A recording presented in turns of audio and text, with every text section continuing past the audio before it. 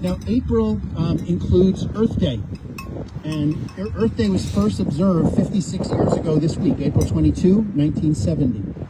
So our first speaker comes to us from New Haven, where he ran for the Board of Aldermen as a candidate of the Green Party, where his campaign prioritized affordable housing. After obtaining a degree in psychology from Johns Hopkins and then a master's in social work, he's been an attorney in New Haven for several decades. His website bio states, quote, "I am particularly proud of my work representing victims of domestic violence and police brutality."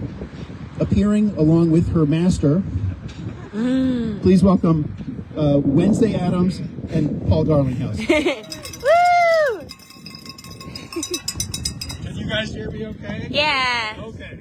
I don't know if I'm on the microphone, but I'm just going to project from the diaphragm. My name is Paul Garlinghouse. Thank you. Tall guy. And yeah, I lived in New Haven for a couple of decades. And, I grew up in a political family. My dad was a Democratic councilman in New Jersey.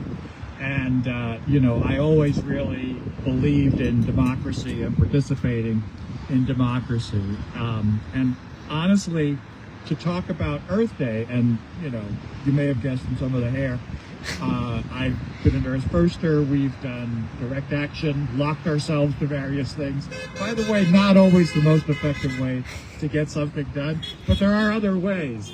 Democracy is this. It's this protest. And I'm so impressed that 308 consecutive Sundays this group has come out to speak out against what's wrong. Because, it's very easy to be overwhelmed or depressed or, made to feel helpless. But we are not helpless. That's the thing. That's the thing. We're not helpless. Protest, showing up, raising our voices, and voting. But it's not just voting. It also matters who the candidates are. And if there's no good candidates, then maybe you have to be the candidate, which is what made me start running for office as a Green, because, we had some bad representation in my community. And I said, we can do better. And even not winning each time, still was able to push for better representation and, a more functioning democracy. And right now, we have towns like New Haven where the Democrats always win. We have other towns, where the Republicans almost always win. And it's so discouraging to me to see that kind of, well, what does it even matter? There's only one candidate on the ballot who even has a chance. And that's why part of the Green Party is a more representative voting system, which includes things like ranked choice voting and other ways like public campaign financing to really make elections matter. Because, you've got to have a choice for hold these officials accountable. Just as an example, I am a Green, and we have a lot of solar and a lot of wind energy that people are using here in Connecticut, despite some pushback from somebody we won't talk about today. And these are unlimited resources, and we as the Greens, and no disrespect to anyone who thinks different, but we are anti-nuclear. We have been all along.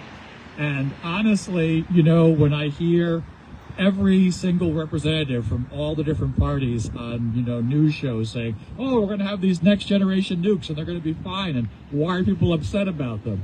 And here's the thing you got to remember.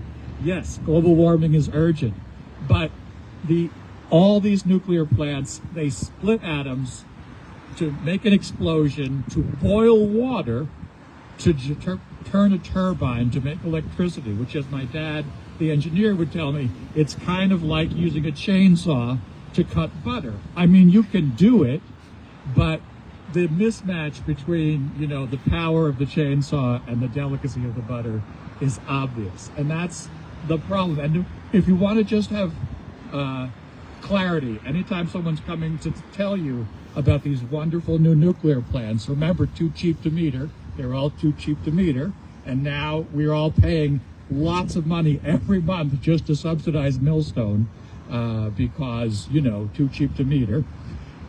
it's another lie. And you can tell for sure because, well, if it's going to be so great, you won't need all the public subsidies and the blank check for liability that the public provides in order to make your industry work. You'd never have a nuclear power plant if the public weren't guaranteeing that if it's a Fukushima or a 3 Mile Island, their liability is limited and we're all on the hook.